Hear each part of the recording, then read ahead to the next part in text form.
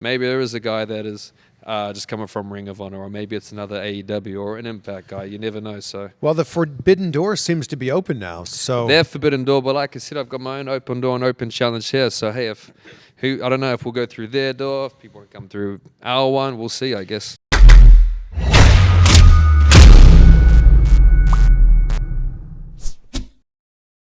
look how sharply dressed you are. I love this.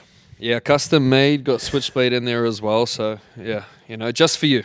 Just for me. Thank you. Just for you. I got dressed up in this just for you, Chris. This is my first time in the dojo, so thank you so much for the invite. Yeah, of course. Obviously, they got a nice training facility here in LA. They got gym equipment behind you and the authentic New Japan ring here behind you. Yeah, this is nice. When you're around something like this, are you like, man, I gotta get inside there? No, maybe if it was a few years ago, but now I've been doing it for a little bit. Not as long as some, but no, I'm a bit selective with when I get in the ring and that. Now it's like, all right, I'm going to get in the ring when we're going to have a match. Exactly, yeah. It's very much work to me now. It's not something as much of a hobby anymore, obviously. So, when I get in there, it's all business. So, yeah, very selective with when and where. So wrestling's pretty much been, you talk about you haven't done it as long as some other people, but this is pretty much your life, and it has been for a long time. Yeah, it has been. It kind of took over it since I left New Zealand I left New Zealand in 2012. I didn't start training until the beginning of 2013. But since then, it really has kind of consumed my life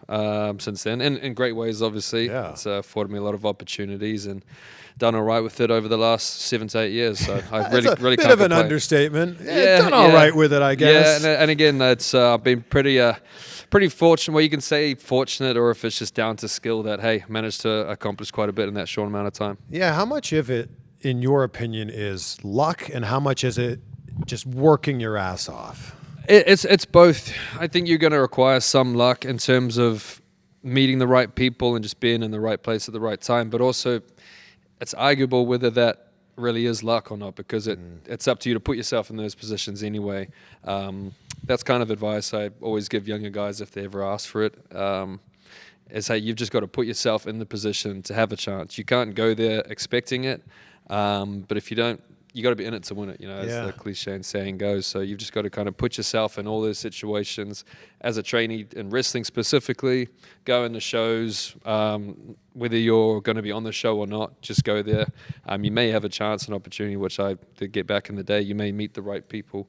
You just got to put yourself in that position. That mantra of always bring your gear, which wrestlers always say, I feel like that also applies to life too. Just always be prepared. Yeah. No, a lot of it crosses over. All those lessons and stuff that we have in wrestling, a lot of that stuff crosses over because you got to be prepared for any opportunity, especially if you're trying to do something like wrestling or just try to work towards any sort of goal that's going to require a lot of time and effort. Yeah, you just got to be prepared. When you think about New Zealand and you think about pro wrestling, correct me if I'm wrong, but is it just the Bushwhackers? And myself, and Fale, now, pretty. But before you guys, it was just the Bushwhackers, right? Yeah, to be honest, you have guys like, I think there's John Gurria, that may be going back even further than the Bushwhackers. But yeah, it's probably, those are the most well-known New Zealand wrestlers, I'd say, since before us, I guess. Hey, even now, probably they maybe even still more well-known. For now, perhaps. Yeah, exactly. But no, New Zealand hasn't ever really been much of a wrestling hotspot in terms of producing wrestlers and stuff. They're very much focused on rugby down there. I think before us probably was just the Bushwhackers. So when you're growing up there and you've got this dream to be a pro wrestler and the blueprint really isn't there with people who have done this before you, what makes you think, yeah, I can accomplish that? I think it's just young and kind of, I don't know, I just had this belief in myself. And for me, I don't know if I've said this story a few times, I actually won a competition on the radio, tickets, flights, hotel, all paid for to go to WrestleMania. So I actually won that when I was, I think, 18. And I just finished school and stuff. And which WrestleMania was it? It was the one in Atlanta. I don't know 27. what number. 27? Okay, yeah. I was there. 27. So actually, I won that, and that kind of got me back into it and made me think, well, if I was as fortunate to win this competition to go here, it's like, why not? Why can't I? It's crazy that I won this to come here, so is it really that crazy for me to think that I can become a wrestler? And so then from there, I just decided in my mind that that's what I was going to do, and it was meant to be, so to say. And yeah, just kind of did everything that I felt like I needed to, but I also didn't know it was going to work out. Like you said, there's never been a real blueprint for it. Yeah. For me, I just thought that I knew, and I guess I was right about that. I had to get out of New Zealand for it. There was no wrestling scene in New Zealand. Obviously, the States would be choice number one, but I couldn't. I didn't know the visa situation, Sure. would be able to work, but I could live and work in England and the UK. And so the way I thought about it, and again, I had no knowledge of the independent scene at all. Just in my mind was, hey, if you want to make it, States is number one choice, and then UK is kind of a little brother to it in terms of opportunity. So I just kind of went with it and worked out from there. Was that your first trip ever to the U.S.? Yeah, that was first and only time I've been to the US was to go to that in Atlanta. Okay, so set up this radio contest. Did you have to call in and do something? Yeah, so I was I'd actually out of school I went straight into the New Zealand Army. I actually got in as an officer, but I did like the pre-training and then I left before I completed that. So I didn't know what I was doing. Got a job basically laboring for a friend's father. He had a construction company and stuff. And so I was working on site there, and I heard them on the radio there. They say, hey, we're going to do a competition, and the winner's going to go to WrestleMania for them and a friend all paid for. Yeah. And so I had to call up, and then they would give you a debate, and then it would be you and then one other person. And they would just tell you if you're for or against it, and you just had to, on the spot, try to win that debate. And the topic they gave us was that chick flicks were the best thing in the world or something, and they just said to you, hey, you're for it, me being for it, and then this person's against it, go. And so we had to have some sort of debate, and I managed to do this. I managed to talk about how on the back of shopping receipts back in New Zealand, they would always have some vouchers on it, and I mentioned like Blockbuster, like the video DVD store. Yeah. Our one was called Video Easy. And I said, hey, yeah, you can get the super dockets from the back of the grocery store, and you can go there, chick flicks. If you're having a date, you can buy one, get one free DVD. And so they appreciated my sales pitch, I guess, for Video Easy and throwing them in there. And they said, yep, you win the debate. They put me in a draw. So then they do this over 2 weeks, multiple times a day with many people, multiple winners. Everyone goes into the draw, and then a couple weeks later, I'm sat there. About 8 in the morning, I know they're going to do the draw to see who's the winner. I was like, I'm just going to pause real quick, guys. I'll be back. Go and sit next to the radio with my phone, and I hear them dialing the number. Beep, beep, beep, beep, goes quiet. And then as you hear it calling on the radio, same time my phone starts vibrating, calling. And obviously I shot up and couldn't believe it. Started like yelling, like, no way. Answered the phone, and I can hear them on there. And yeah, so yeah, it was pretty crazy. And little did you know that it was your promo abilities that was going to win you this contest. I guess so. It worked out for me then. It's been working out for me since as well. So yeah, come full circle that way. But you were a wrestling fan leading up to this already. Yeah, I'd watched it when I was younger, like a lot of people. And then I think I started watching 2004 was when I first started watching it. So later than a lot of people. But like I said, wrestling was never a big thing back in New Zealand. I probably watched through 2004, 5, 6, and I want to say it was probably mid or early 2007. I kind of phased out watching it, getting into those mid-teenage years, start doing other things. Sure. And so then I kind of didn't keep up for it for a couple of years, and then come to this position and win that opportunity on the radio, go to WrestleMania, and then just decided in my mind, like, oh, okay, yeah, I'm going to get back into this. So you're sitting there at 70-ish thousand people at WrestleMania. Something like that, yeah. The main event was The Miz And Cena with The Rock. Rock was the host, yeah. And The Rock ended up coming in. And they also had Snooki on that show, which is I remember because me and my friend, we loved it. We were enjoying it, and everybody else, they didn't like her, but we're like, she's great. This is awesome. So that was right, yeah. And The Rock came in, and it set up WrestleMania 28 from there. Yeah, I believe so. Yeah, they did that. It's a spectacle, right? For anybody who hasn't been to WrestleMania, It's a spectacle. It's a Super Bowl. Of course, it was crazy. Walking into that stadium, it was in the Georgia Dome, I believe, walking in there and just seeing it open up, it's nothing I'd ever seen before. Sports events I've been to in New Zealand, whether it's like cricket or rugby, I'm not even sure the exact number, but it's no more than 20,000 for the most part. So then walking into an arena like that and seeing something that size, I'd never seen it before. So was it the start of the show where you're like, I think I can do this? Or was it at the end where you're like, that was amazing? Honestly, the moment that I actually remember, it wasn't the show itself. It was the Hall of Fame ceremony and listening to Shawn Michaels because I saw him get inducted. So that was pretty cool. And it was just listening to him talk and stuff. And I don't know, it just kind of something clicked in my head. why can't I do this? Why not me? So, and it went from there. But the thing is, you took a huge leap of faith. Like you said, there wasn't a lot of wrestling. There wasn't a big wrestling scene in New Zealand. Huge leap of faith to move to another country, to another continent, to try to figure things out. Honestly, it's almost like I was too dumb to know better, too young and dumb to know any better. I just had this kind of stupid belief in myself where I really, really believed that it was meant to be, because it was so crazy to me that I would win after these years of not being into it.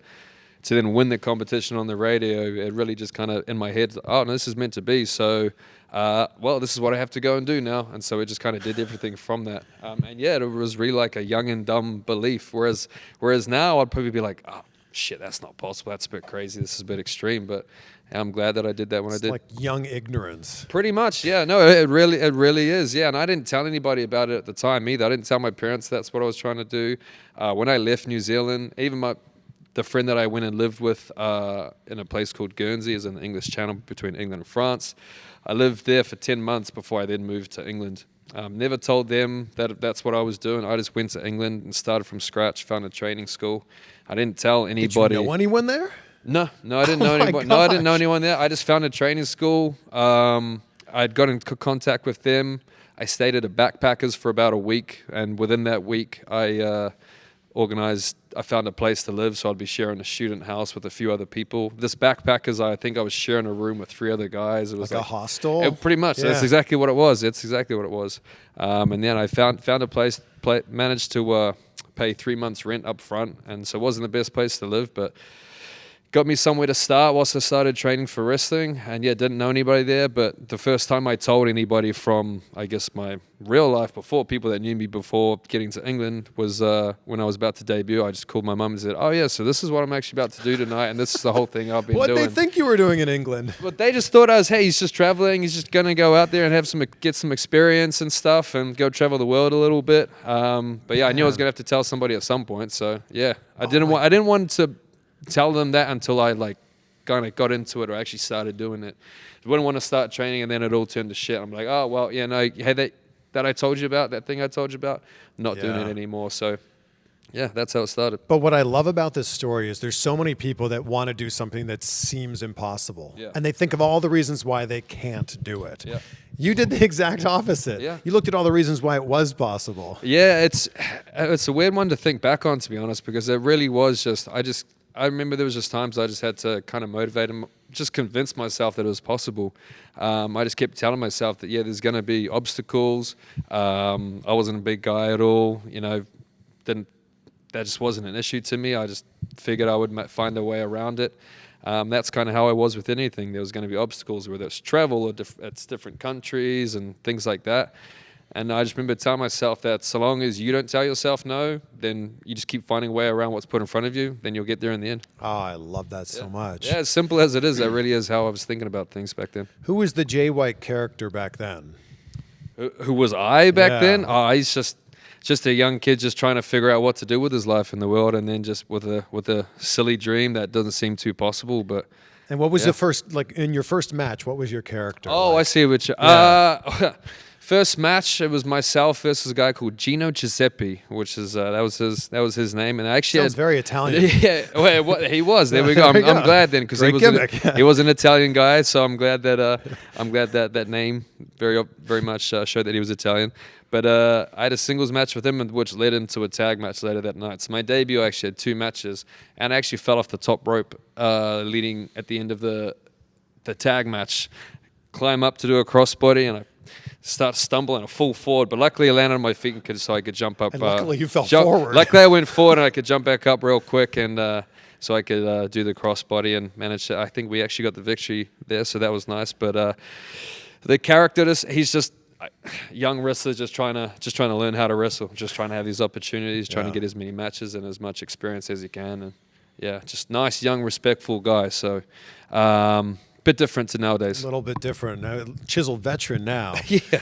When did you really start to feel like, okay, I'm getting the hang of this? Honestly, I picked it up pretty quick. I remember when my first training session, I said I've never done this before, and he's like, you haven't trained anywhere else? So they found it hard to believe that I hadn't done that anywhere. You were natural. But I was, really was, but not trying to big myself up too much. But I just managed to pick up.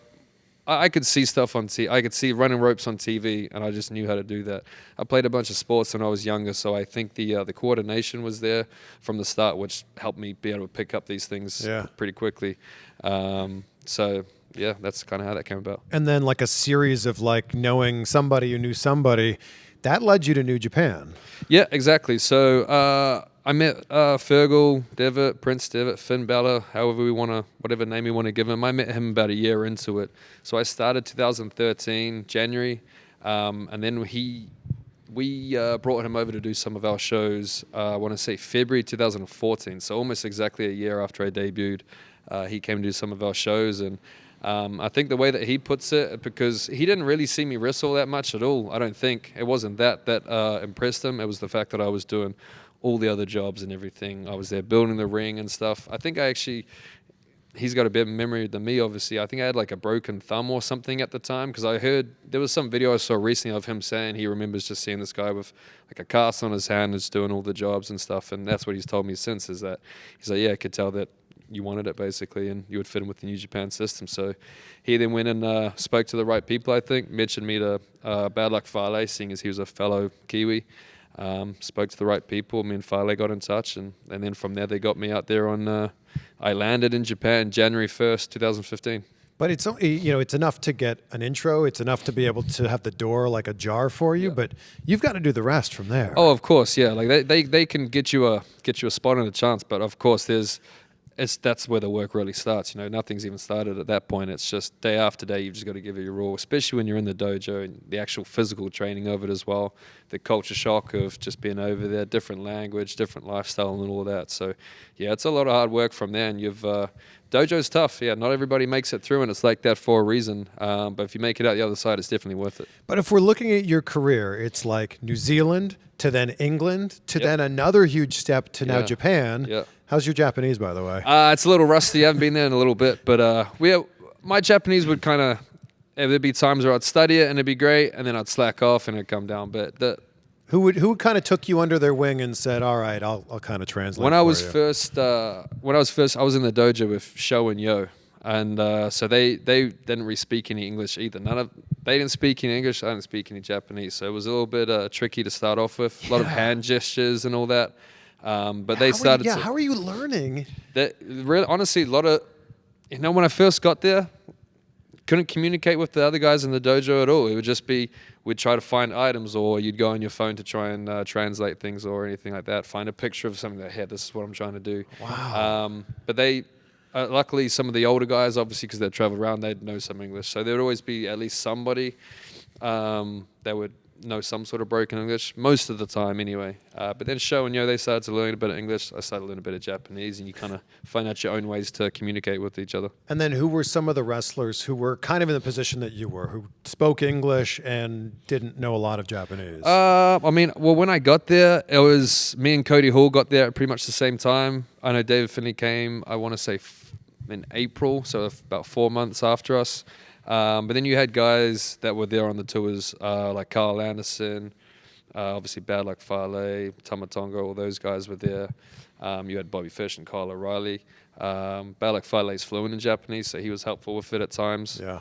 But in terms of the other foreigner guys, in the dojo, it was just me, Cody Hall, and then eventually David Finley, and then even later, Juice Robinson. And what do you think was the match that really put you on the New Japan radar? Back then? Yeah. Like the one where it's like, all right, this is a new guy, this is a foreigner, and then they went, oh, okay, he can go. You know what? It might have been as a young boy, because obviously they'll be looking for different things as a young boy compared to if you were like a main roster guy. So honestly, my first one, because I was very fortunate that my first match, my debut match, was a singles against Alex Shelley. So it was I was gonna have a better opportunity than most to be able to showcase yourself. I didn't wrestle the New Japan style one little bit. To be honest, I didn't even know what it was.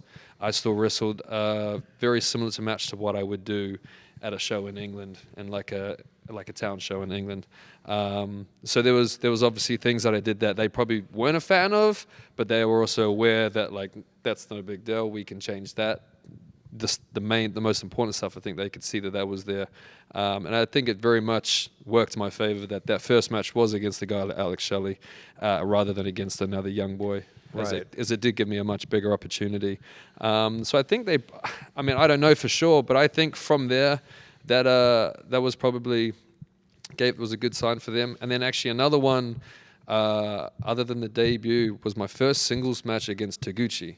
That was in Korakuen Hall, and I remember that one had a really good response after it. I think from fans and like the office alike. And then you take that knowledge in. Is it Ring of Honor that kind of says, "Hey, we like what you're doing," or was it the other way around? Honestly, I'm not sure. I just got told that we're going to send you to Ring of Honor. So whether it's them saying to Ring of Honor, "Hey, do you want Jay for a bit," or whether they're asking them, or if it's Ring of Honor asking them. Yeah. I would say it's probably a little bit of both, and say, "Hey, we're looking to send Jay away. Would you guys be interested?" And I'm assuming or hoping that they obviously said yeah. Yeah. But yeah, I just get told like, "Hey, this is where we're going to send you." Right, and then another move, right? And then it's to the U.S. Exactly. So I actually went New Zealand, then a little island called Guernsey, then England, then Japan, now US. And I started off in New Jersey there for about just under a month for our first couple of ROH shows. And then I would go back and forth to England a bit because I had some big breaks. Then I would do some Rev Pro over in England as well. And then once I came back to the States from England, so like late 2016, and then leading into 2017, I ended up living with Alex Shelley for a while there and was in Michigan for a fair bit. So, and the funny thing is, when you're living on the East Coast of the U.S., your flight to England and your flight to L.A. is like the same distance. Yeah, that's a good point. 6-ish hours. Yeah, that's always a weird thing to me as well, is getting used to having a flight in the same country still be 6 hours or so as well. It's different to anywhere else. So you're living with Alex Shelley. How much of that do you just absorb from him? Like as much as I can. He was a very influential person in my career in terms of just learning, especially at the shows as well for Ring of Honors, because we would often be teaming. So just being able to learn from him when he's in that leadership role, and also stuff when we're at home, whether if it's talking about wrestling or if it's watching anything, or if it's just things that ideas I'm coming up with, I'd always ask his opinion and defer to his judgment, because that guy knows what he's talking about. Oh, yeah. So often he would give me a piece of advice for a desired outcome, and you do what he says, and that exact outcome will happen exactly how you want it to as well. So, yeah, he knows his stuff. What's something we would see you do in the ring? Maybe we wouldn't notice it, but something that you do that's because of Alex. Oh, I'm not sure. I might not even be able to name it, because there's probably stuff that's more of like a subconscious or like automatic things. Because the way that I wrestle nowadays is probably not too similar to, I wouldn't say it's similar to him, but I'm sure that there would be certain things that I can't even pick off myself, so I don't know if others will be able to pick it up. It just innately made you a all-around better wrestler. I think so, yeah. I think so. It's more of it would be the things that people don't see. I think it's more the stuff in the mind and when it comes to wrestling that he kind of imprinted on me more than in terms of actual physical moves or anything like that. So then now you're living in Florida. Yeah, so I was in Michigan for a little bit, and then we now moved up to Florida. So I've been there for almost 2 years, and I love it there. I can't take those winters down in Michigan for about 6 months and however long. So I need to be close to some water and then some sunshine. Look, I'm from Canada. I get it. I know what cold feels like. Yeah, exactly. Yeah, it's not really what the environment I'd prefer to be in. And there's so many other workers that live in Florida. Yeah, there's a lot of wrestlers down there. That's kind of how I ended up there. I was trying to find out where to move to from there, other people's recommendations, and a bunch of people spoke highly of Tampa. I know Tiger Hattori, he was there years and years and years ago, and every time I see him now, he still asks about the exact area, even though it's the same conversation I've had with him time and time again. But yeah, he was someone that said, it's a great area as well, amongst other people. So what would you say is the New Japan match now that everyone talks about or asks you about? Wrestle Kingdom? There's a few of them. Yeah, that was the first one I was going to go to, because it's also, I guess it's the most recent, one of the most recent ones. I guess Wrestle Kingdom this year would be a common one that people go to.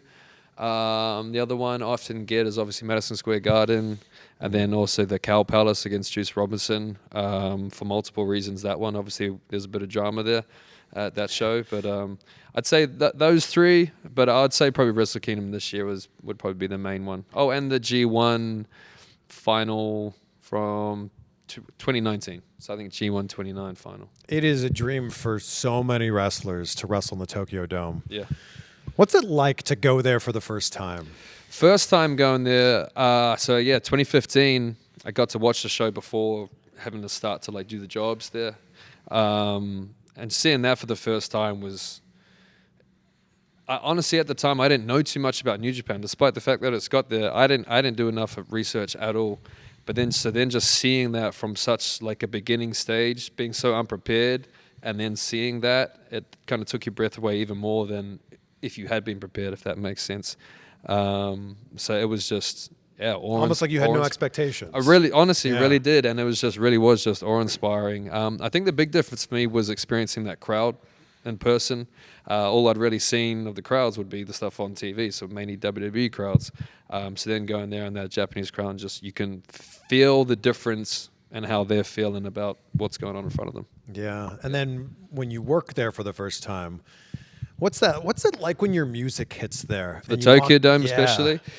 It's every time that I'm going to walk out there, I make sure to tell myself to just take a moment when you're up on the stage and just take it in, because it comes around once a year. Well, now twice for some people, but just to take it in, because I'm aware that those moments are the things that you'll look back on and appreciate, and you're not always going to be aware of that in the moment. So I try to always take a moment, stand up on the stage. I think most years I've been fortunate to have big pyro and flames flying up next to me, and so it's pretty cool to stand on the stage and just kind of take in the ramp down to the ring, and obviously the crowd as well. So it's pretty cool. And then once you get in there, it's just like getting in the ring any other time for me, to be honest. The only difference, the main difference going on as matches will go on, is the crowd noise often takes a second to get to you.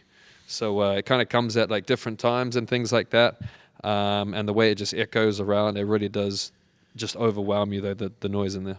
Everyone talks about that Japanese crowd being different, and it is, right? And when you watch it, it's clearly different from an American crowd or a British crowd.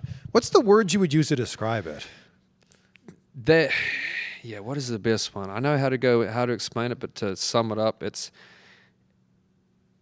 okay, 2 words. It is true emotion from that crowd. So they have real feeling when they're watching these shows and they're watching the wrestling, as opposed to over here, and not all the time, but I think compared to US crowds, their reactions and feelings and such aren't as authentic or genuine or true as they are in Japan when the crowd's reacting to the shows. I think that's the main difference. Is it because the crowd here wants to feel like they're so educated? They want to feel like they know what's going on? Yep. And you've spoken about this so many times. Like, exactly. Everybody in the crowd here has read all the dirt sheets before going there. Which is odd to me, because for me, if I try to think back of when I was just a wrestling fan watching it, the things that I'm a fan of and things that made me love wrestling in the first place, I'm not going to be able to. I wouldn't be able to experience them if I'm trying to find out all that other stuff. To be honest, as a fan, I want to be surprised. I want to be shocked. If I'm going to watch a movie, I don't go into it and try to find out anything about like what's the story of the movie beforehand, because that defeats the whole purpose. So, it's a pet peeve of mine that it's almost like a lot of wrestling fans, they make it could be more enjoyable for them, but they almost make it not as enjoyable because they're almost like they love it too much. They can't be patient and wait for it. I've touched on that a bit, but that is because they try to almost want to know too much, and they ruin it for themselves to an extent. It's interesting because if we were to go see a Marvel movie and you told me a big character that was going to die, you would have ruined the entire experience for me. Yep. But if we're going to see a wrestling show tonight and I go, oh, actually, this guy's contract is up tomorrow, so he's probably going to lose because of that, it just feels like, I don't know. To me, that defeats the whole purpose of going to watch it in the first place, because you want to have that emotional connection to it. In my view, that's how you get sucked into it, and that's how you're going to enjoy it the most, is if you can be connected to it.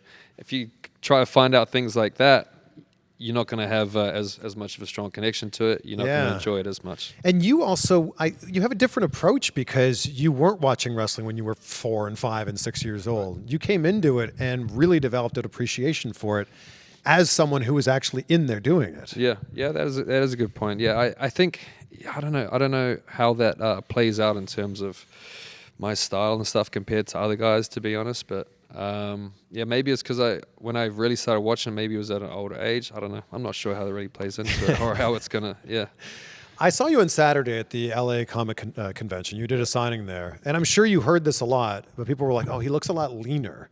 What's the reaction to this? I mean, yeah, just try to get leaner over time. I guess there was points where when I went away on excursion, I was trying to put on size. And to be honest, at the time, I didn't realize how I guess I didn't have the right idea of, or an accurate idea rather, of how I was looking. And so then there was a point, I think, I want to say late 2018, I kind of like realized that now you're going to lean out a bit. I just feel comfortable at a bit of a lighter weight sometimes as well.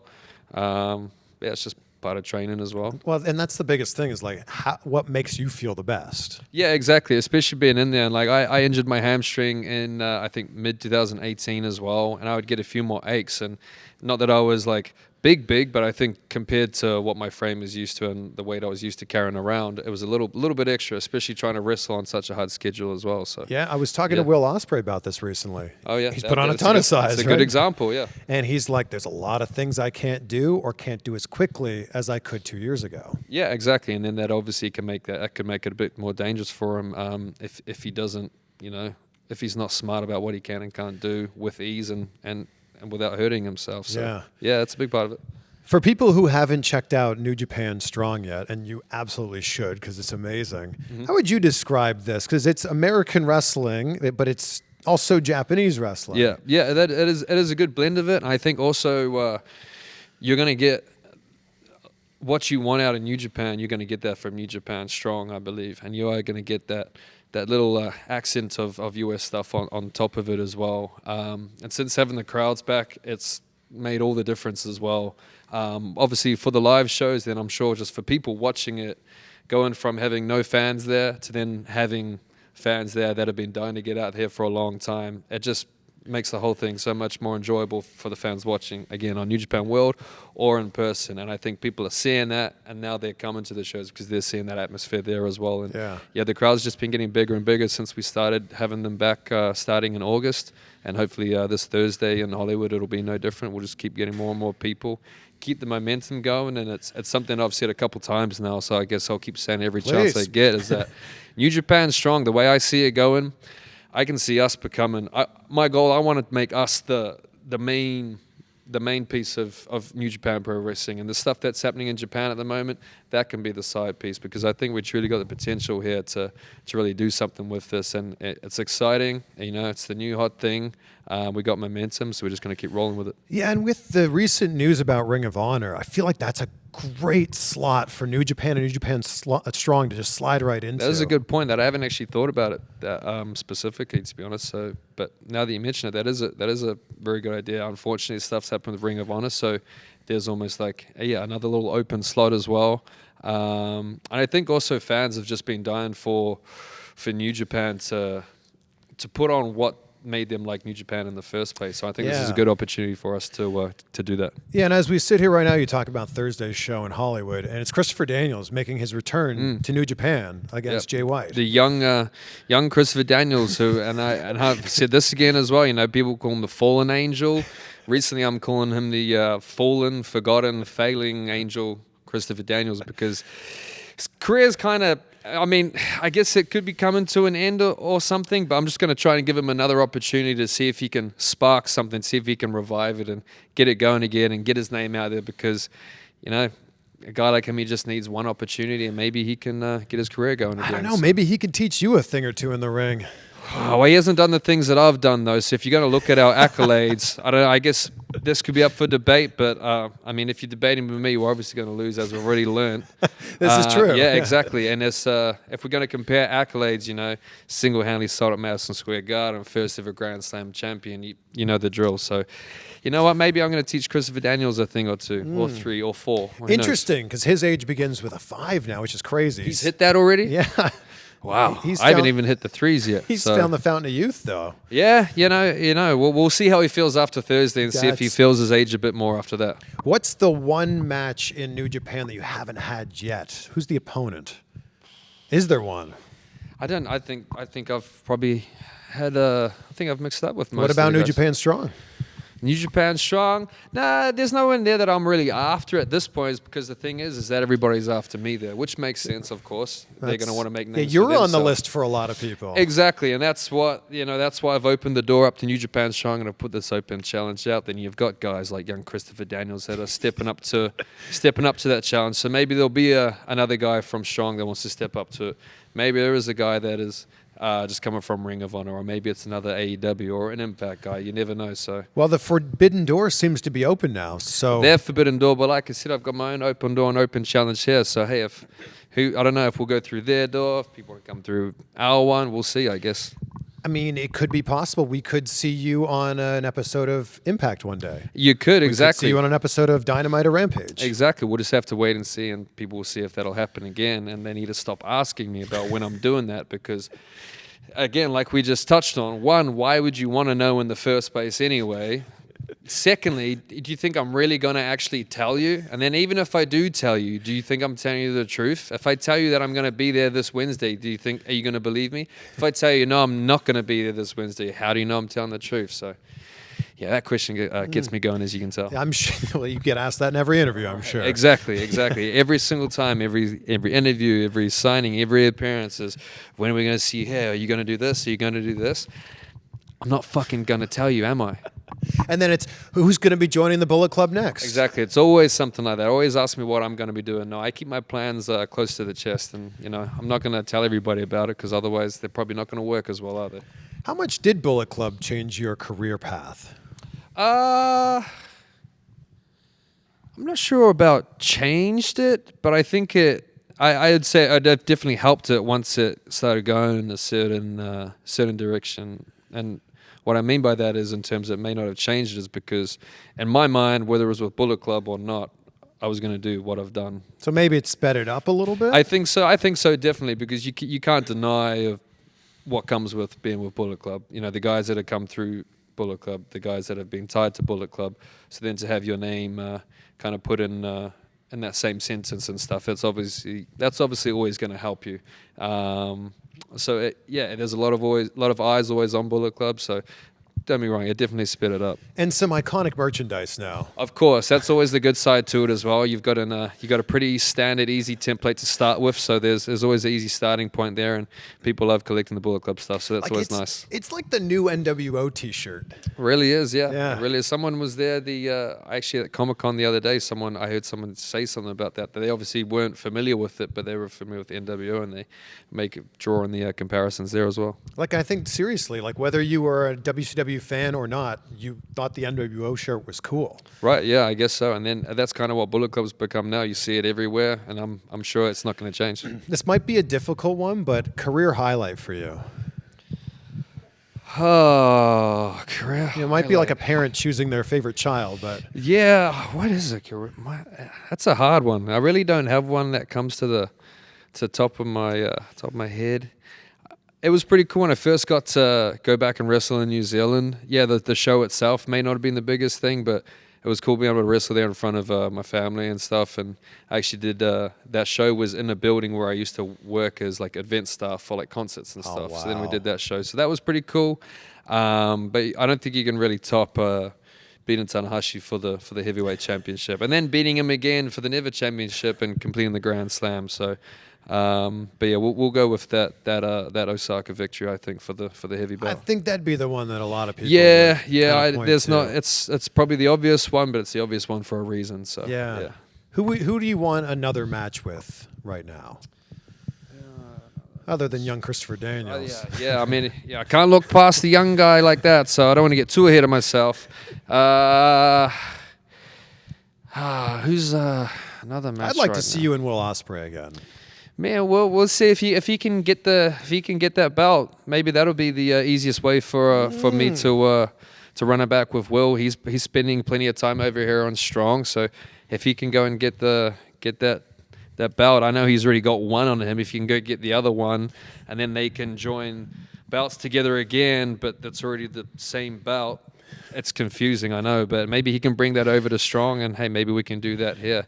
And then at the same time, hey, maybe I still owe Ibushi earlier this year as well. That just sounds like a whole bunch of great matches coming up. Yeah, it could be, but we'll see. I gotta got to hopefully get past young Christopher this week first. So we'll see how that goes. I wish you the best of. Actually, I'll seriously. I'm going to need that. I love Christopher Daniels. That's going to be a very difficult match for you. You can support him. It's okay. He's going to need all the support he can get. It's fine. I won't take it to heart. I've really enjoyed this. Thank you so much for taking the time to do this. No, thank you. It hasn't been actually too much wrestling talk for the most part, although it's about wrestling, but also different as usual, so I appreciate that. But I also think your story, whether someone wants to be a pro wrestler or whatever it is, they want to be a musician, a painter, whatever, they want to chase their dream. Your story is so inspiring. Well, thank you. Yeah, I can see that from an objective standpoint. It's difficult for me to say that sometimes because it's myself that I'm talking about. But I've also got no problem being able to look and go, yeah, I can see how that would be inspiring. It's a good example for people as well. Yeah, there's a lot of people that just look at the obstacles in the way. And I love that you look at them as just like, yeah, that's just, I got to get past that. Yeah, past the next one, and then just keep going from there. It really was as simple as that. I decided it in my head that that's what I almost pretty much had to do. It's not that I just wanted to. I just decided that was what I was meant to do, what I had to do. So it didn't really matter because as long as I found a way, I just believed that I'd find a way around it. Who in your career?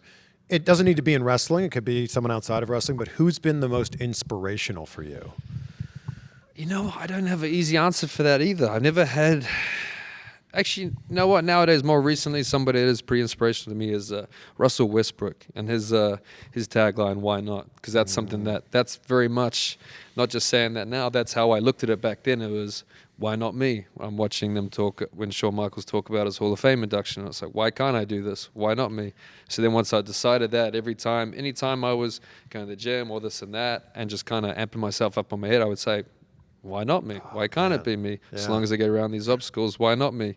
And so back to the original question, Russell Westbrook, I think, is somebody that I kind of look up to in that aspect, seeing as that's his tagline as well. Yeah, I always say if somebody out there is doing the thing that you want to do, that just means it's possible for you to do it as well. Yeah. They just might be further along in the journey. No, exactly. Everybody's got to start somewhere. Yeah. And if you're going to compare yourself to other people's stories or journeys, a lot of the time they were in your position at one point, or maybe even a harder position at one point, and they still made it. So, yeah. You seem so appreciative of everything that's come along the way, which leads me to my final question. I ask this in every interview.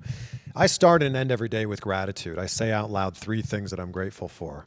On the spot. What are 3 things that you're grateful for right now, Jay White? Custom suits, so they fit nicely as well. Grateful for them. I'm grateful on behalf of the entire wrestling world that I met Prince Devitt Finn Balor so that he could help deliver me to the wrestling world. Man, what a So I'm grateful on behalf of everybody for that. They're grateful to you for that. Yeah, and I'm grateful for Tanahashi, just being there when I need him to so I can beat him, and just to take those championships from him, and him being there so I have these opportunities to for me to make these moments for myself. Man, those are 3 great things to be grateful for. There we go, exactly. And I'm going to add a 4th one in, your luscious locks. Exactly. I'm grateful that I've still got them as well. So hopefully, touch wood, that's not changing anytime soon. Jay White, this has been great. Thank you so much. No worries, man. Thank you very much. Appreciate it. Thank you.